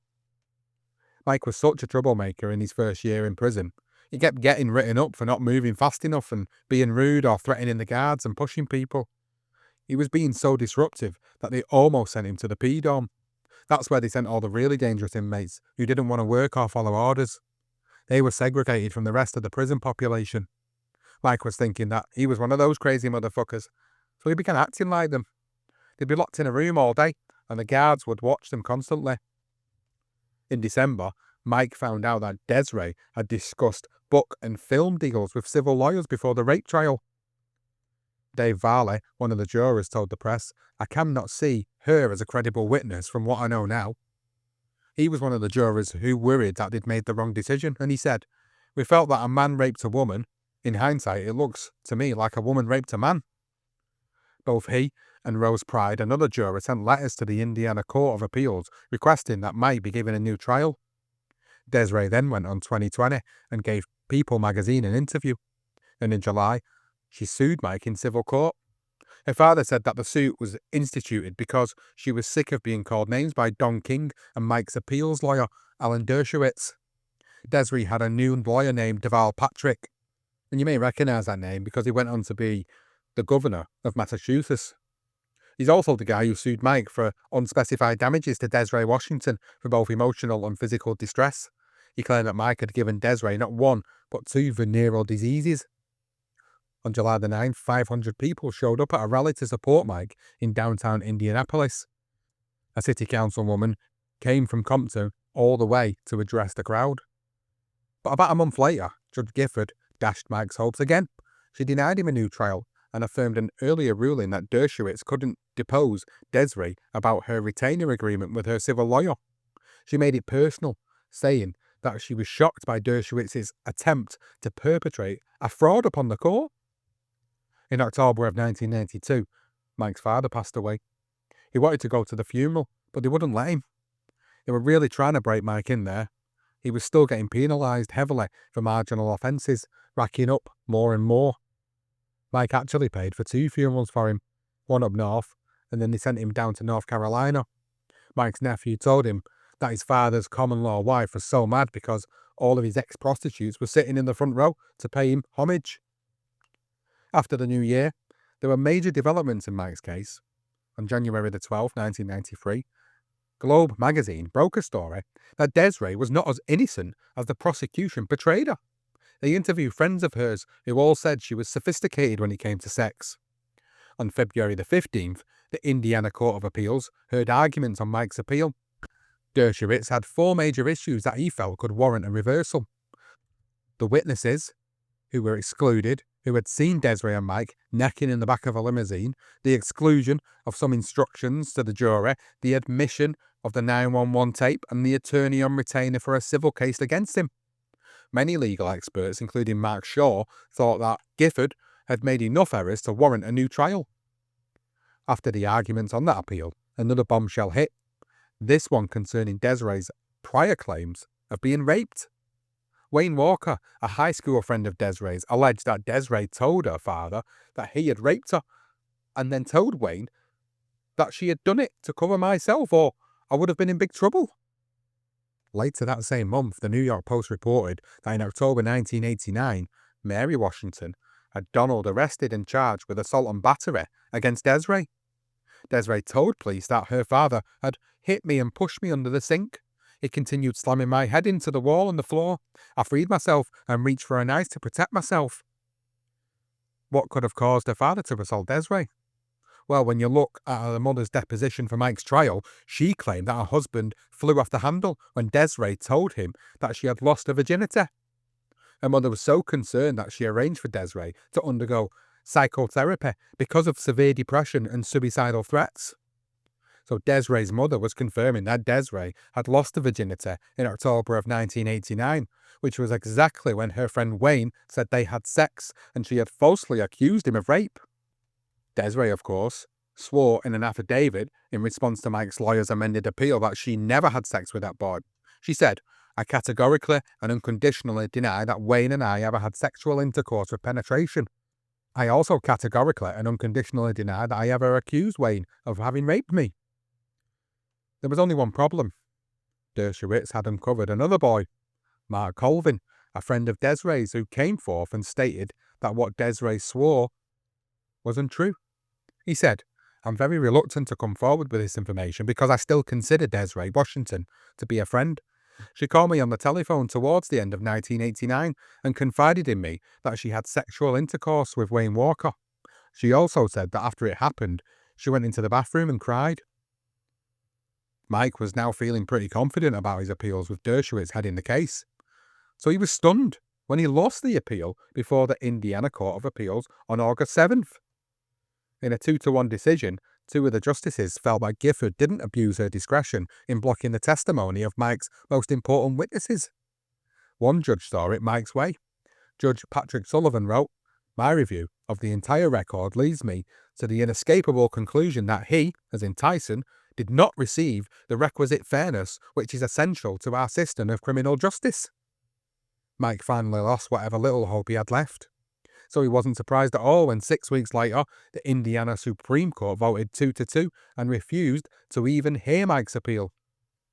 Now, in Mike's mind, he had no hope of getting right out of prison. It took him about 30 months to figure out the right way to do his time. Mike's whole first year was hell, getting months and months added to his sentence. Mike was suspicious of everyone there. They had put him in a cell with a guy named Earl, who was a model prisoner. Earl was in there for 30 years for selling drugs, which meant that he had to do at least 15 years. The administration thought that he would be the best guy to mentor Mike and keep him out of trouble. The first night that they were together, Mike took a pencil and held it menacingly. He said, "I'll fucking kill you if you touch my shit, motherfucker. Better nothing be missing. And I'm not cleaning no room, just don't talk to me." Earl just looked at Mike. "What the fuck? Yo, Mike, I'm not that guy. I'm with you, brother. I'm here to help you. Don't get caught up in that bullshit. It's just going to get you a whole arsehole full of extra time. I knew guys who came here with a year, 3 years, and they wound up doing life for the same bullshit. You just don't know how to move yet, young brother. You need me to teach you how to move, and it's going to be easy sailing from here on in." Little by little, Earl schooled Mike. It took him some time to realise it, but Earl was awesome. They walked around the dorm, and Earl would point things out. He'd say, "Stay away from these motherfuckers over there, Mike, and don't ever talk to those cops there. Don't even say good morning to them. Just keep your mouth shut at all times, Mike. Listen, if you see me sucking somebody's dick or fucking his ass, don't be surprised. I would never do that. But if you saw it, don't be surprised. Don't ever be surprised at anything you see here, alright? And don't comment on nothing. Just keep your mouth shut. If you see a bunch of niggers stabbing someone, just keep moving. Don't look at them. Don't let them see you look at them. Whatever you see here, you don't see. Somebody is fucking someone, just mind your business. Don't make no jokes or comments about it, because that's his wife, nigger. Just like if you disrespect somebody's wife in the street, they're gonna kick your ass. It's the same if you disrespect their wife in here. Well, he was right. You couldn't apply your outside standards to what was going on in there. You think about homosexuality in the outside world, and you might think of a meek person who could easily be taken advantage of. But these people were warriors. They'd kill you in a second. You'd see two big strong guys walking in the yard holding hands. You respected those people because if you didn't, you'd have a very serious problem. In prison, anybody is capable of murder. It doesn't matter how big or small they are. After a while in prison, Mike began to see the humanity in everyone, even the racist guards. He doesn't care if it's black gang members, Nazis, Mexican gangbangers. You started to get familiar with them when they told you that someone in their family died or that they had problems with a wife. Once Mike really saw how the system worked, he began to manipulate things to his advantage. This inmate named Buck helped Mike in that process. Buck was a lifer from Detroit who had done about 15 years. Mike used to get a ton of letters a day from people all over the world. And one day Mike was in his room reading through some letters. And Buck said to him, "Mike, I can tell you don't know how to read your letters." "What do you mean, nigger?" Mike said. "I can read." Buck replied, "You can read, but you don't know how to subliminally read. There are messages here. People don't want to hurt your feelings because you're a famous fighter and they think you have lots of money, but they're using words that you're not aware of because you haven't been to school a lot, Mike." He was telling Mike this stuff because it wasn't offensive. "Look, this one broad says, if there's ever anything you need, anything that I could do, please let me know. See, that doesn't mean I could take anything from you. That means I want to do something for you, or you just need to tell me. Take this other letter," Buck said. "I would love to get to know you and cultivate a relationship with you as a human being. Listen, that means she wants to elevate your status in life, your health and well-being. That means if you need anything, she'd help you out. We're in a unique situation here, Mike. We're on the edge of making a lot of money. Times aren't so good for you. You spent a ton of money on lawyers. You'll probably have to spend a ton more on that bitch who's suing you. You need commissary money. Are you going to eat well? You can't eat this food in this cafeteria." Mike replied, "You're right. I do need commissary money." So Mike went with Buck. He started taking Mike's letters and writing replies to those people, and money started flowing in. They were getting cash. They were getting jewellery. There was foreign currency coming through. "We have a problem with Mike's commissary," Warden Slavin told Jim. "What's the problem?" "He's got $100,000 in his account." But soon, Mike started to get scared because some of these people wanted to come and visit him. He didn't have a clue what to do. Mike had no idea what Buck had told these people in the letters. He was thinking he had Mike ready to marry some of these women. Mike was starting to think it was a setup. Mike knew he needed to break off Buck for doing this, so Mike told him to have the people send the money to his sister or his aunt, and then Buck could arrange to get money from the people they were sending it to. Buck left prison, so Mike had a young gangbanger named Red write the letters. All of a sudden, Red was sporting a nice new watch and was looking like a pimp with diamond rings and chains. One day, this girl from England showed up wanting to see Mike. She was a girl that Red had been corresponding with. He was in the hole, and then he told Mike to go out and see her. But he didn't tell Mike that he had a little bit of a beef going on with this woman. So Mike goes out there thinking it's all going to be good. They sat down in the visiting room and this girl started on Mike. She was holding a baby. "Where's my diamond chain? Where's the watch I gave you? I want them back, motherfucker." Whoa, Mike didn't have to take this stuff from some crazy lady he didn't even know. He called out to the guard, "I'm ready to leave," and he walked away. Mike guessed she complained to the administration and they started an investigation. The guy handling the case came to Mike and said, "You don't know this girl, do you? She never gave you any jewellery, right?" He knew Mike had something to do with it, but they didn't want any heat from internal affairs. "No, sir," he said. "I don't know anything about any of that. I never wrote to that girl." The prison was very concerned. and they might get sued since Mike was a ward of the state. But they did some more investigation and caught Red, and they shipped him out.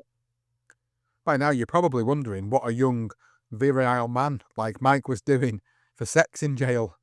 Well, Mike was actually getting some in jail thanks to this little white inmate. Mike would see this guy get a visit from this girl who came in all pregnant. He was thinking she had somebody else's baby and was coming in to break the news to him. But it wasn't like that. They were kissing, and he was tonguing her. The administration went crazy and confronted him. "You don't care that your wife is having someone else's baby," they said. "Hey, this is my personal business." "Why are you up in my business?" he answered. So Mike asked him what the real deal was. He said, "Yeah, my babies, Mike. I've had 2 of them since I was here.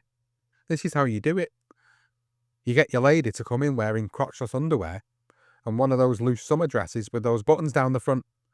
But you have to have it wear it backwards so the buttons are in the back. Then you request an outside visit and you go to the yard where they have the picnic table set up, and she sits on your lap facing away from you, and you just give it to her right there. There's no cameras out there. You just have to watch out for the one guard who's monitoring the inmates." That guy should have never told Mike that stuff. Mike thought, "Why do I have to stop my sexual activities? Why do I stop after having sex?" That was his mindset. Mike went for his fan mail and picked out the girls he liked the most. Mike would then write them back, "Hey, would you be interested in visiting me? I'll send you a ticket." He gave them all the instructions about the loose dress and the crotchless underwear. They were probably thinking that they were going to do the cheap feel shit. So when the first girl came, Mike was already sitting in the outside yard. He couldn't go up and greet her because he was sitting there and thinking nasty stuff so that he'd be ready for her. She came over and kissed him, and Mike turned her around, and then boom. I mean, she could have had AIDS or anything. He was just reckless.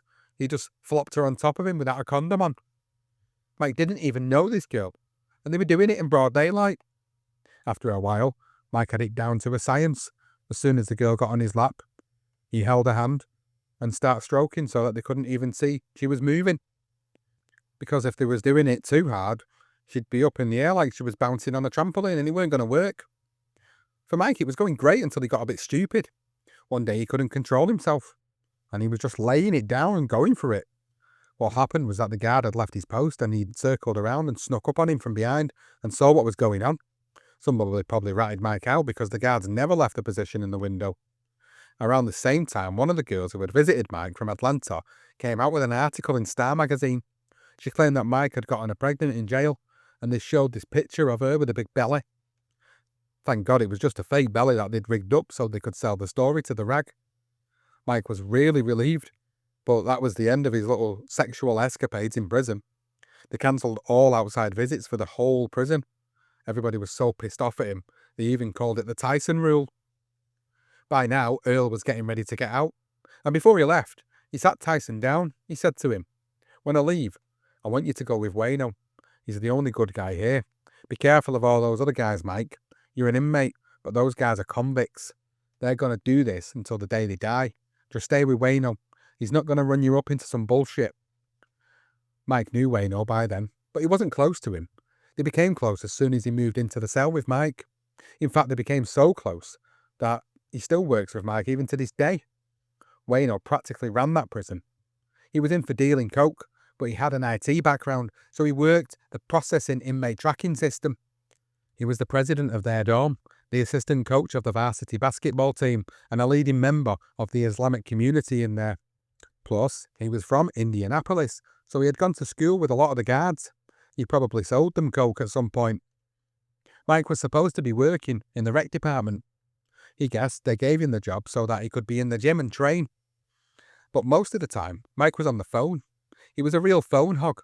As soon as the count was cleared after breakfast and everyone was accounted for, Mike got on the phone. Each dorm had its own phone, and it was first come, first served basis with a sign-in sheet. Mike would have someone sign up and then trade them a couple of packs of cigarettes for their slot. Mike would always say that he had legal shit to handle and that he was on with his lawyers, but most of the time, Mike was talking to his friends and girls. "Tyson, you've been on the phone for an hour," another inmate would say. "This is fucking legal business, okay? Go talk to the warden," he'd say to them. Mike was treating that phone like it was an umbilical cord to the outside. But that was a big lesson he learned in prison. Wayno explained to Mike that sometimes when you're trying to keep connections out there, it could only make your time in prison harder. Mike learned that you had to check all your cars and your money and your boxing gloves and your belts, your women, your rings, your cell phone, all that shit. Just check it at the gate. They didn't exist anymore until you got back out. But Mike was such a spoiled brat at this point of his time that he didn't want to follow the rules because he thought that you could change them even though they'd been etched in stone. It didn't work that way. Mike had his close party friends all over the country who would talk to him at any time. One of them even had a dedicated phone line for him. He'd go out to parties and take his cell phone and Mike called him and he'd put some girls on the line. When Mike wasn't on the phone, he was in his room reading. The judge really wanted him to get his GED, so Mike started to study for that with Mohammed Sadiq, who became his spiritual advisor. Mike didn't have any desire to do math or stuff like that, so Mike started studying Chinese with a teacher that Sadiq had brought in. Mike learned enough Chinese so that when he went to China years later, he could actually carry on a conversation. Mike was now totally into reading them, and there's nothing that'll pass more time than reading a whole book. Wayno and Mike would read to each other in the room every night. One guy would have the book and the other would have a thesis or a dictionary so that when they came across a word that they didn't know, they could look it up. They'd even use the words in sentences, so they really got them down. Mike really enjoyed Will Durant's The Story of Civilization. He read Mao's book, he read Che, he read Machiavelli, Tolstoy, Marx, Shakespeare, you name it. Mike read Hemingway, but he was too much of a downer. Mike gravitated to reading rebellious revolutionary books. His favourite was Alexandre Dumas's The Count of Monte Cristo.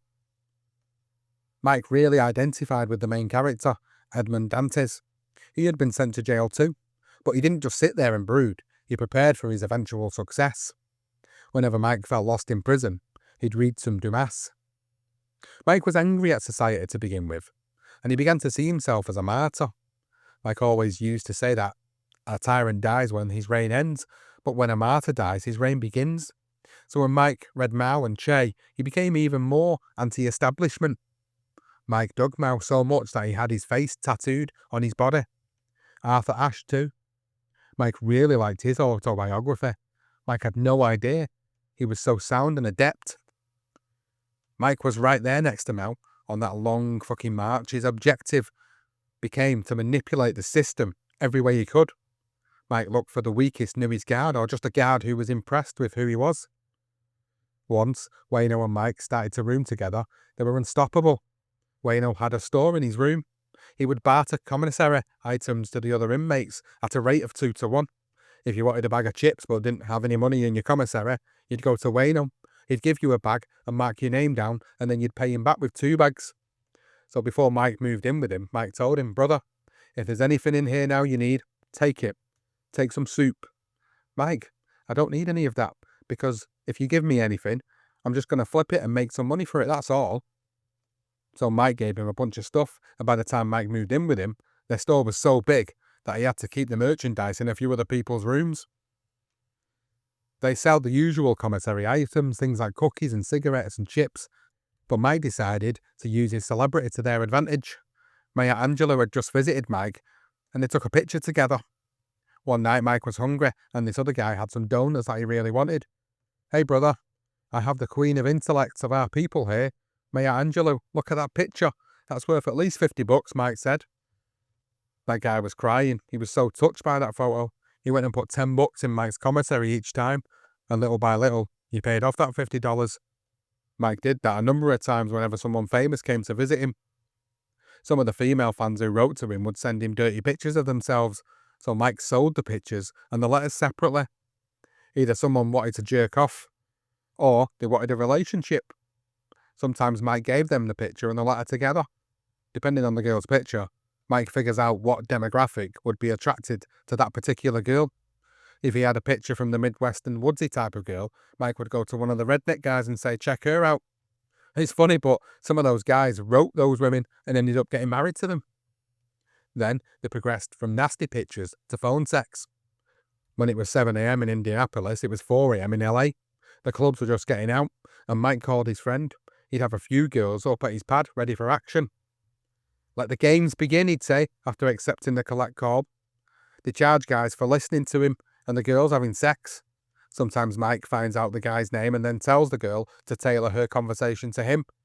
"Oh, John, you turn me on. I'm getting so wet now," she'd say. John paid through the nose for that sort of stuff. Mike was even getting his friends on the outside laid. He had a friend in Chicago who owned the hot club in town, and he sent girls who wrote to him from Chicago to his club so his friend could check them out, see if they were the good stuff.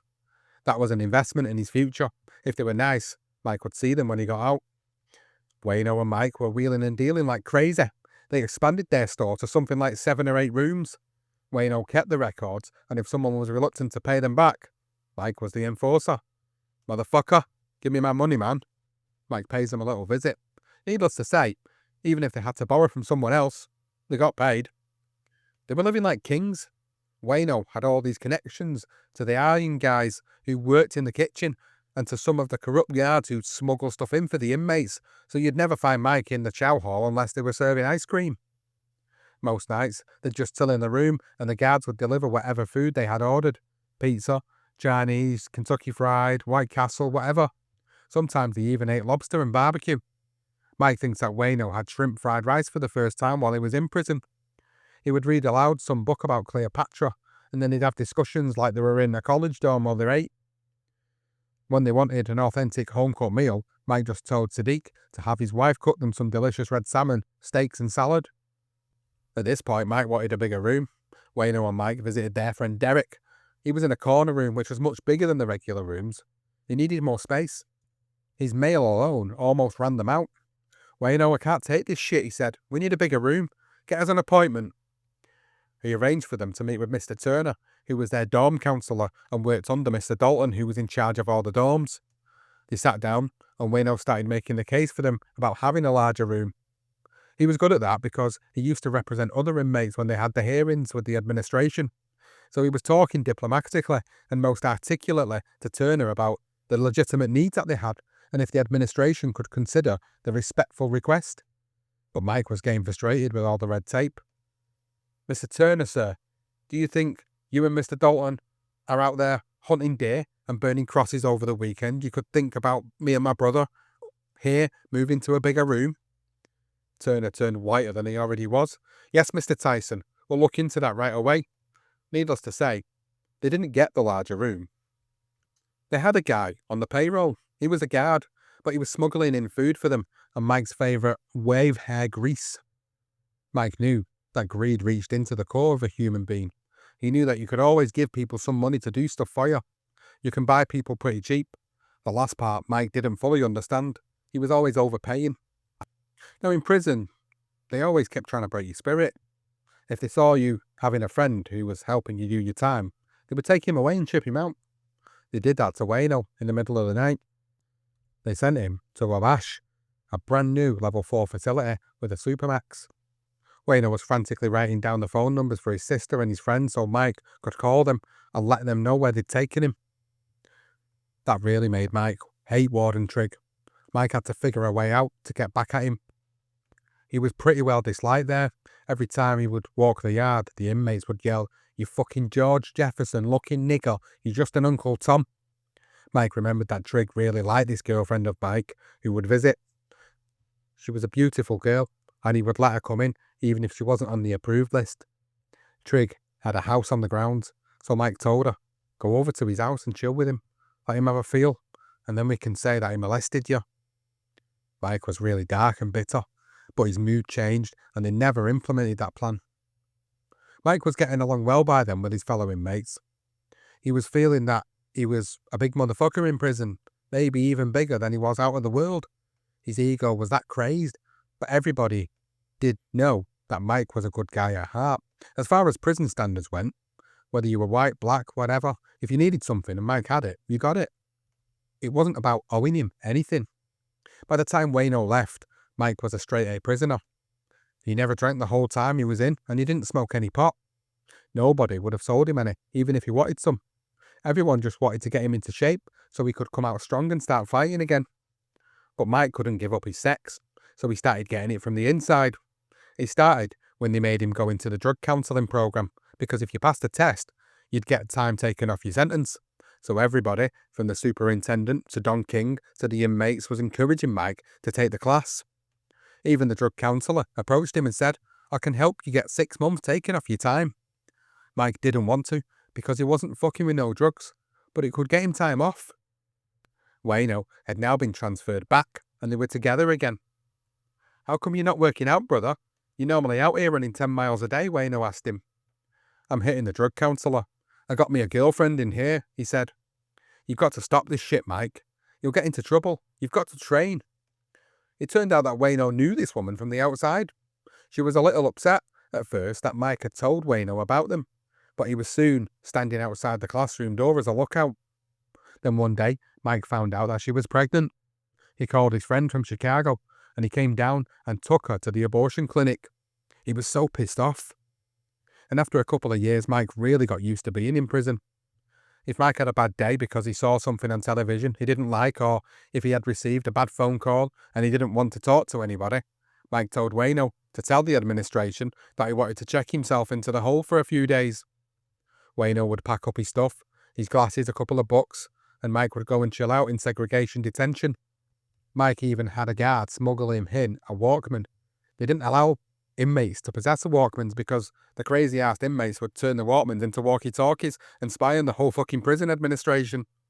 But once you were in the hole, they didn't check your cell, so Mike got his Walkman and listened to Tevin Campbell. It was the only cassette tape Mike had. Mike was running in place and doing his sit-ups butt-ass naked. He would run in place so much that when he left the prison, his imprints were in the cement, supposedly. He broke that floor down. Mike even got a hold of a cell phone down there. He'd be calling up friends at 2 a.m, and they'd freak out when the call didn't come up collect. They had a great reception down there too, he said. You really know who your friends are when you face adversity.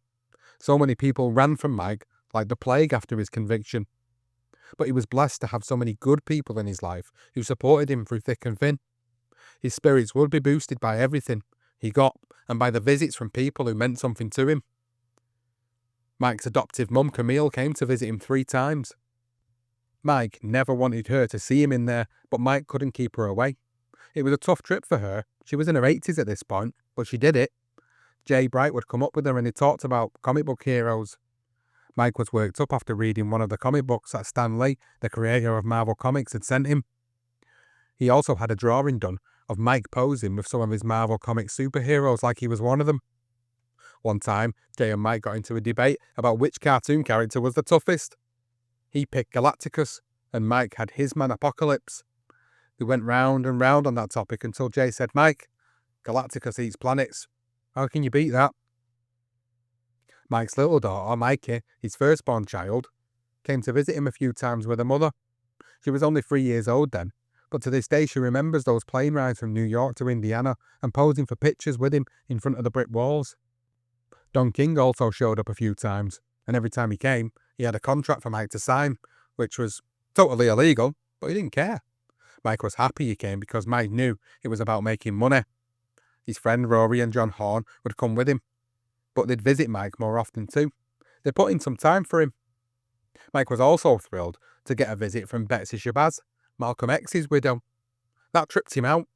Mike was so surprised and intimidated that she came to see him. He was on his best behaviour. Mike didn't want to say anything crude. He said she was an awesome lady. James Brown, the godfather of soul, stopped in to see him. Brother Sadiq brought him in.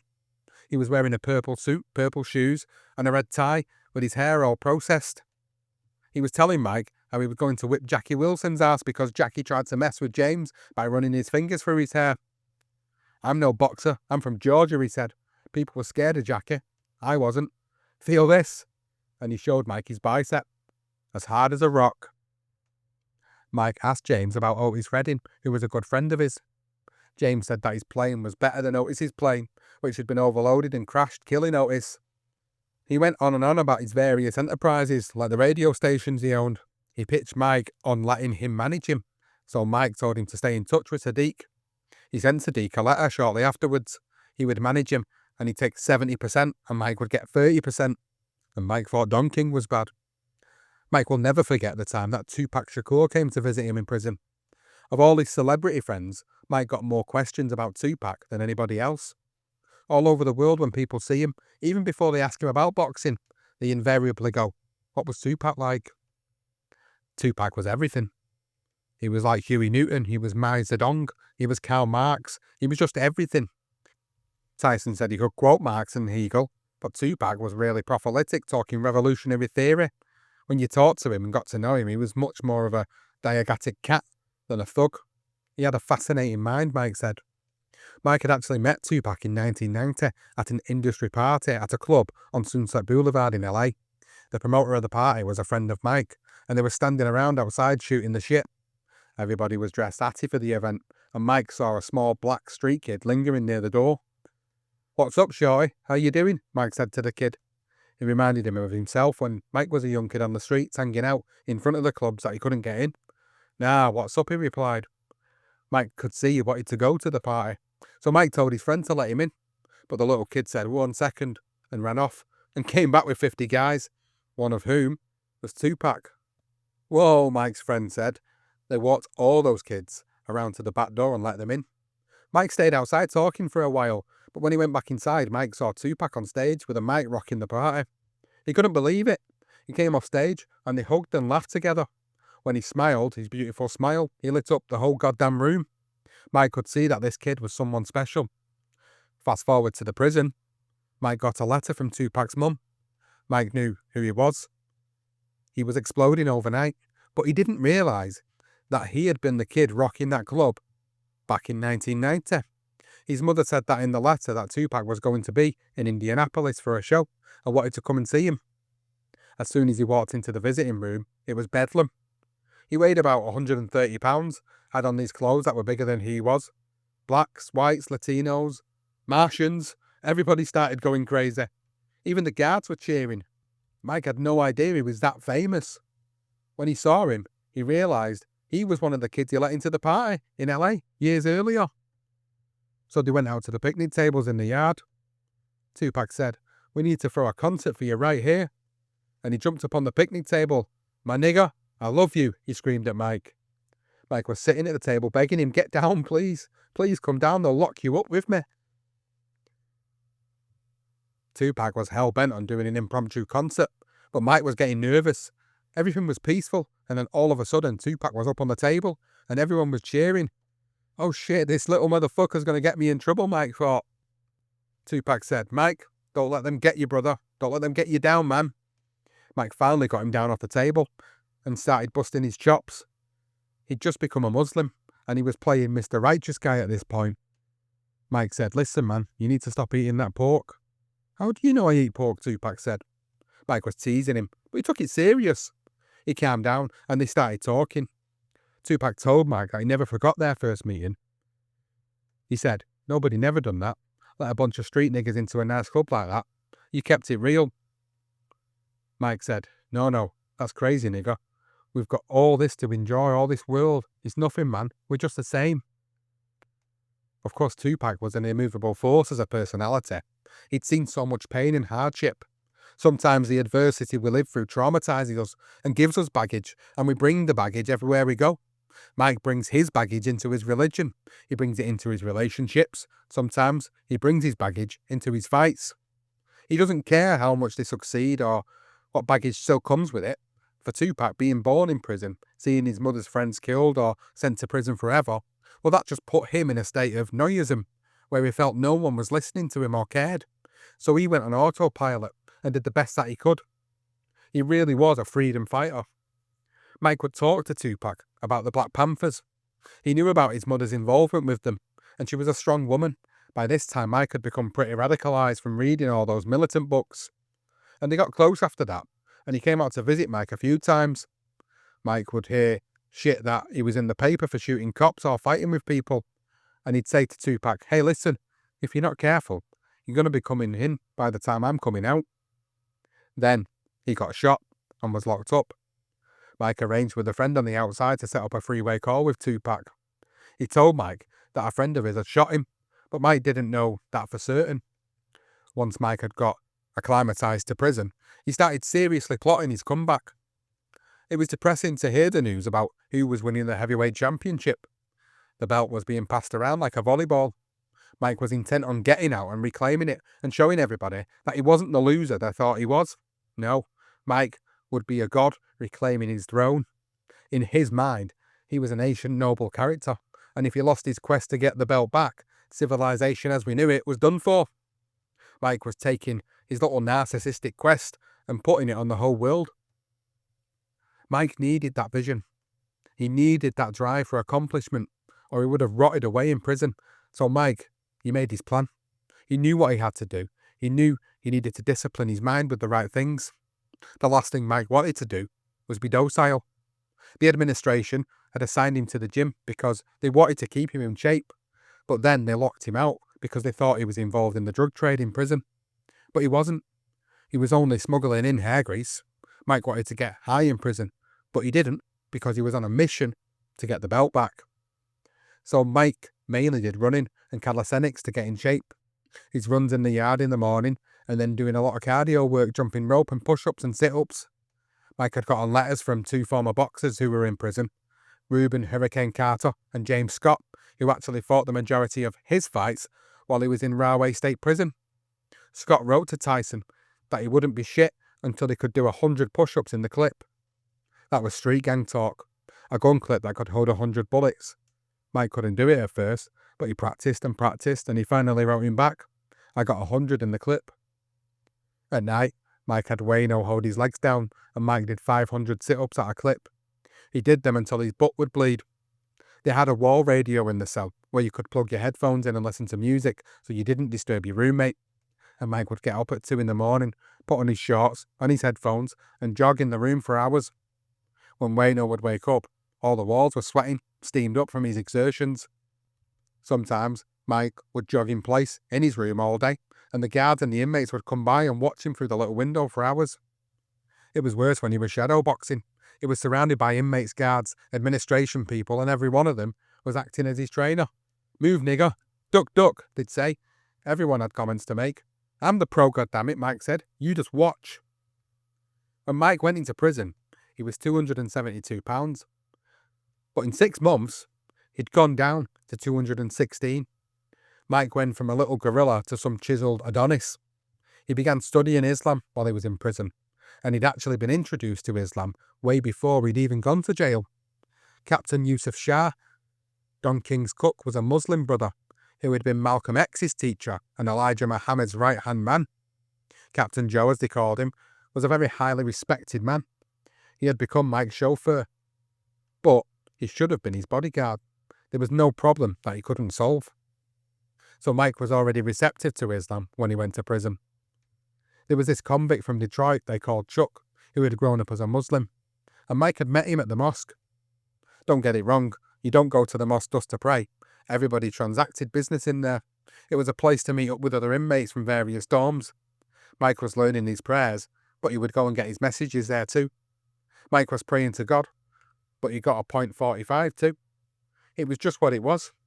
He loves Allah, but he's Mike too. And he made him this way, a manipulator and a hustler. So Chuck started teaching Mike the prayers. He was a horrible teacher. He was hyperactive and rude and not very friendly, but he spoke Arabic. They'd go over the prayers and he'd yell, "Did you get it yet?"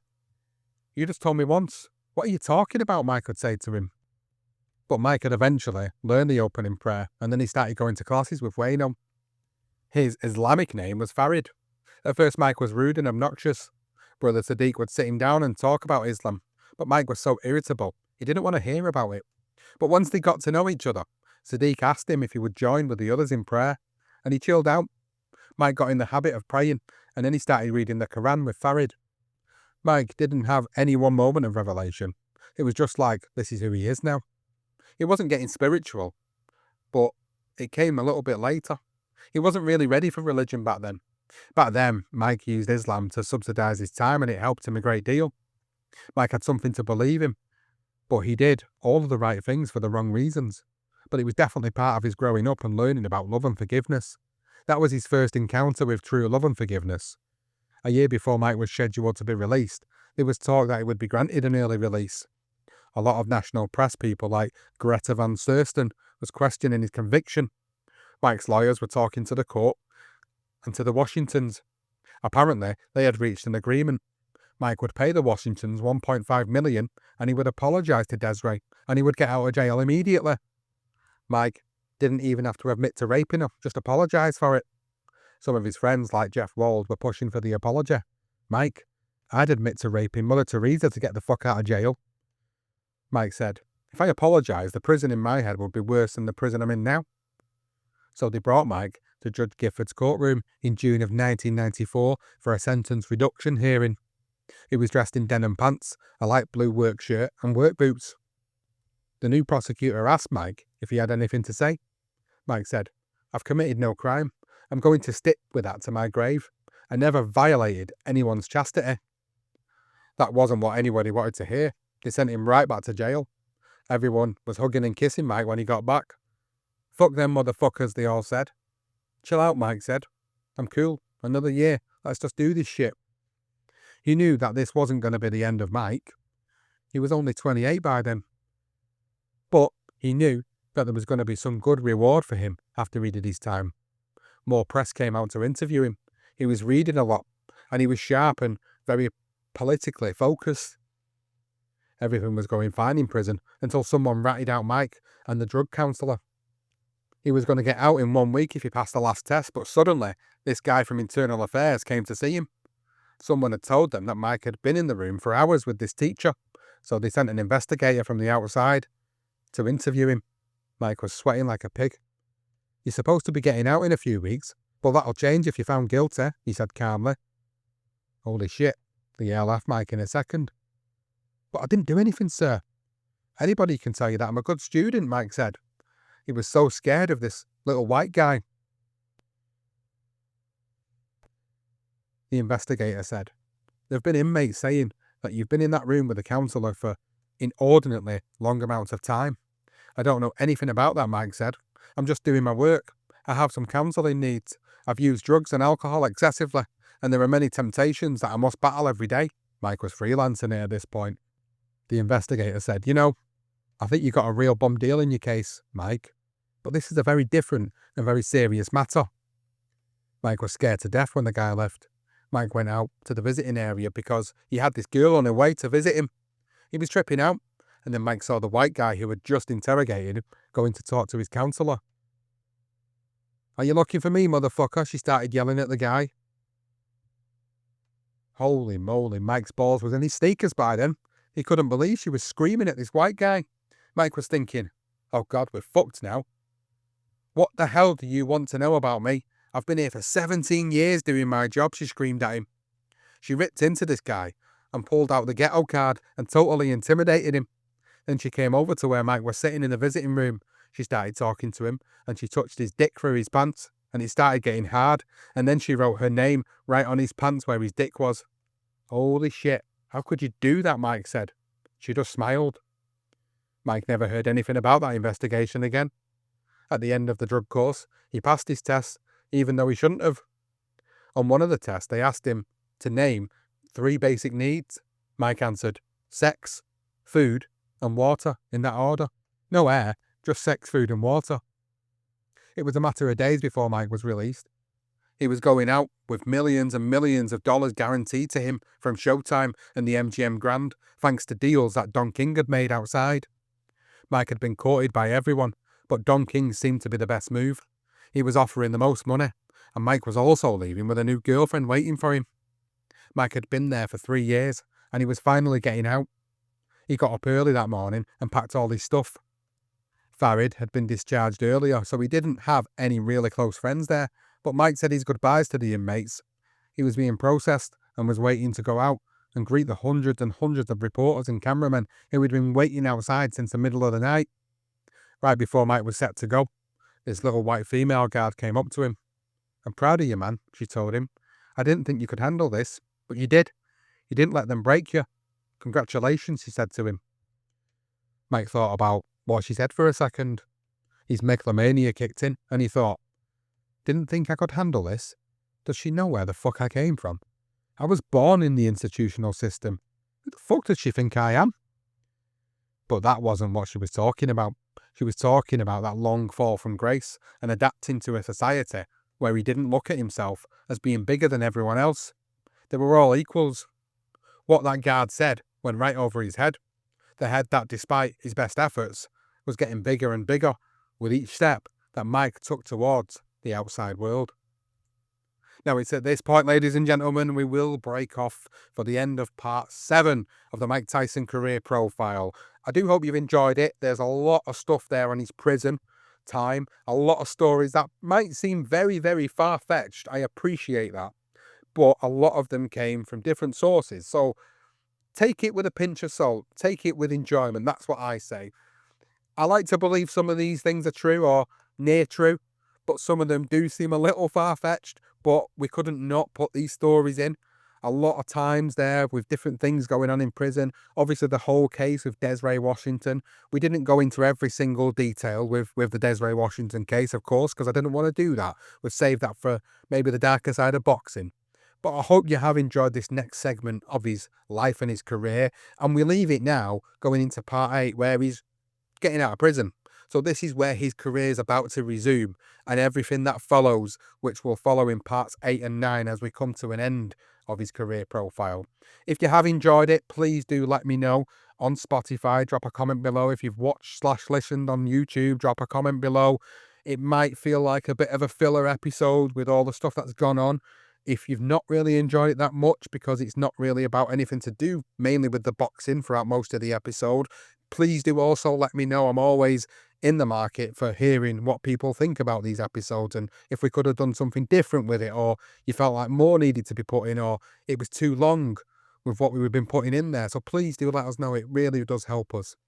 Thank you to those on Patreon who have been subscribing to us as patrons. You have had access to this episode earlier than everybody else, so I really appreciate the support for being a patron. And to everybody else out there, please continue to support us by sharing the episodes, letting people know what you think about the episodes, doing all the necessaries across social media. It really, really does help us. So thank you very, very much for that.